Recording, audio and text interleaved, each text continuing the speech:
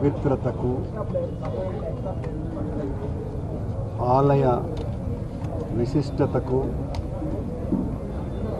అత్యంత అపచారం చేసి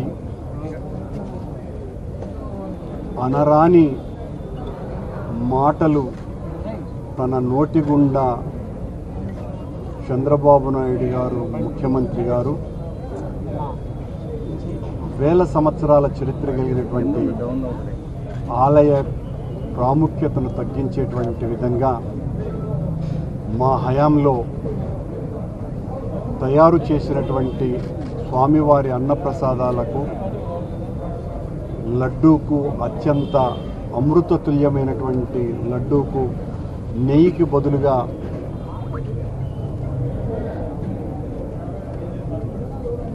జంతువుల కొవ్వు వాడారు అని అపవాదు వేశారు. ఇది పెద్ద దుమారమే రేగింది. సాక్షాత్తు ఒక ముఖ్యమంత్రి హోదాలో ఉండి ఇంత పచ్చి అబద్ధాలు చెప్పినటువంటి ముఖ్యమంత్రి దీనికి జాతీయ స్థాయిలో ప్రాముఖ్యతను తీసుకొని వచ్చినారు. తద్వారా ఆలయ పవిత్రతకు మంట కలిపేటువంటి కార్యక్రమం చేశారు. మేము స్పష్టంగా చెప్పినాం, మా హయాంలో ఏ రకమైనటువంటి పొరపాటు జరగలేదని.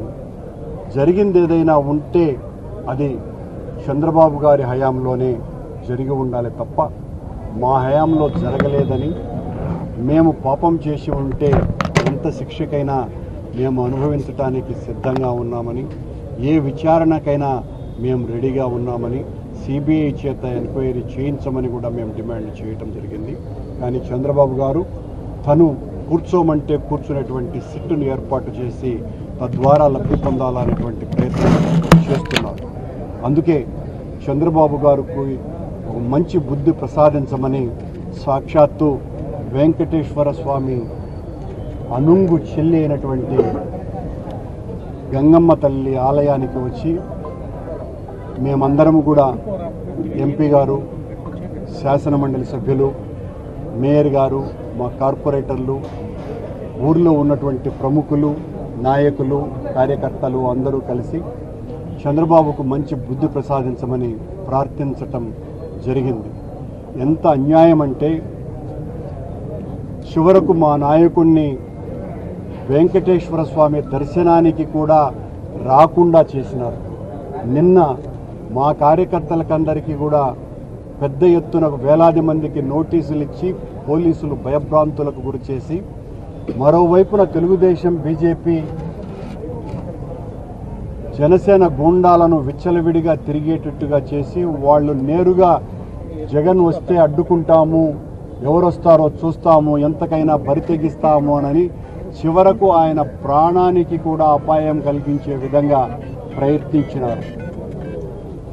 జగన్మోహన్ రెడ్డి గారు 10 సార్లు వెంకటేశ్వర స్వామి దర్శనం చేసుకున్నటువంటి వ్యక్తి.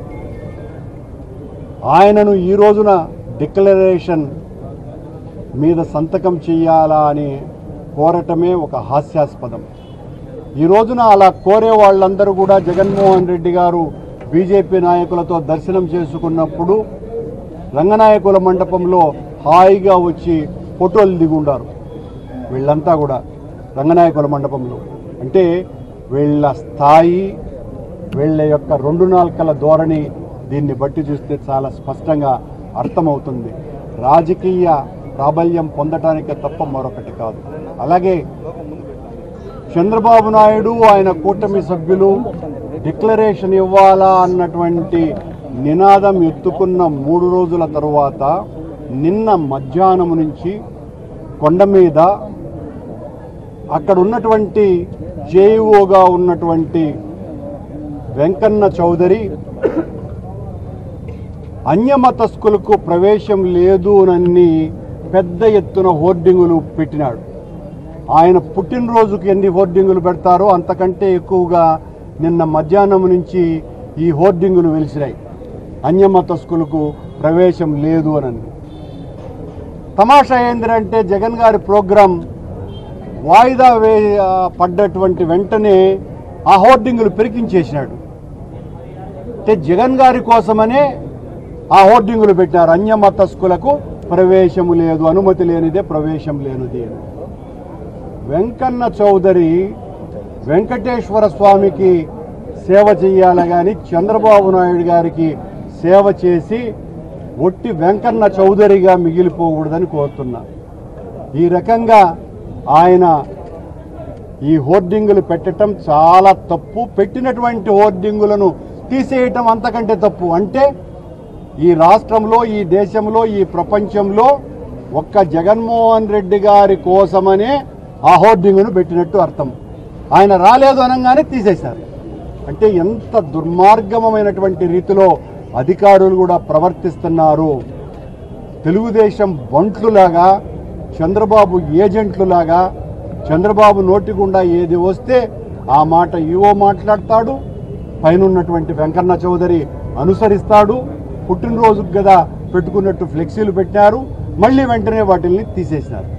అంటే ఇంకా అన్యమతస్తులు రాకుండా పోతారా? ఒకవేళ వాళ్ళ ఉద్దేశమే అది అయినప్పుడు రోజు కనీసం అంటే 700-800 మందికి పైగా అన్యమతస్తులు వస్తారు. కానీ ఏ రోజును కూడా మీరు డిక్లరేషన్ అడిగిన పాపన పోలేదు. ఒక జగన్మోహన్ రెడ్డి గారితోనే ఈ సయ్యాటలు, రాజకీయ వినోద క్రీడ జరపాలనేటువంటి మీ కుత్సిత బుద్ధి ఇందులో ఇమిడి ఉన్నది. కనుక మీ పాపపు ఆలోచనలు, పాప పంకిలమైనటువంటి మీ మనస్కులు శుద్ధి కావాలని జగన్మోహన్ రెడ్డి గారు ఇచ్చినటువంటి పిలుపు మేరకు ఆలయాలలో సాక్షాత్తు మేము ఈ రోజున గంగమ్మ తల్లి, వెంకటేశ్వర స్వామి ప్రియతమ చెల్లి ఈ పూజలు చేసి టెంకాయలు కొట్టి ఆవిడకు మొక్కుకున్నాం. వీళ్లకు ఎప్పటికైనా మంచి బుద్ధిని ప్రసాదించమని. అంటే సిట్ అనేది ఈరోజు వస్తుంది, మొత్తం విచారణ చేపట్టవస్తుందని చెప్పి వస్తుంది.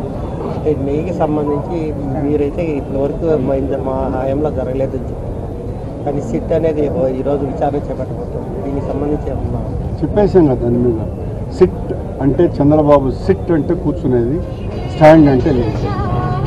చంద్రబాబు ఏం చెప్తే అది రిపోర్ట్ ఇచ్చేది అని స్పష్టంగా చెప్పారు. తిరుమల తిరుపతి దేవస్థాన చరిత్రలో ఎప్పుడు కూడా బోర్డులు పెట్టిన పాపాన్ని పోలేదు. నిన్న ఉదయమే ఈ బోర్డులు అన్య మతస్థులు తిరుమల తిరుపతి దేవస్థానాన్ని విజిట్ చేసినట్లయితే ముందస్తు అనుమతి తీసుకోవడం తప్పనిసరిని బోర్డులు పెట్టడం. అగైన్ గౌరవ మాజీ ముఖ్యమంత్రి వర్యులు వైఎస్ జగన్మోహన్ రెడ్డి గారి యొక్క పర్యటన వాయిదా అయిన వెంటనే మళ్ళా ఆ ఫ్లెక్సీలన్నీ ఇప్పేయడం. ఇక్కడ తిరుమల తిరుపతి దేవస్థానం అధికారులు స్వామివారికి సేవ చేస్తున్నారా లేదా చంద్రబాబు నాయుడు గారికి సేవ కోసం నిమిత్తమే ఇక్కడ వస్తున్నారనేది మన అందరం క్లియర్గా చూస్తూ ఉన్నాం.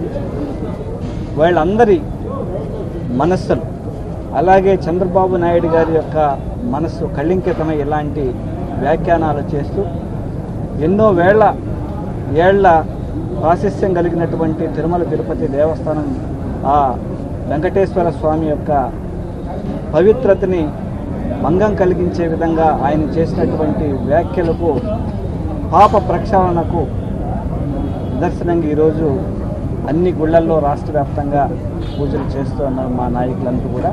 ఖచ్చితంగా ఆ దేవదేవుడు ఇవన్నీ చూస్తూ వాళ్ళకి తగిన బుద్ధి చెప్తారని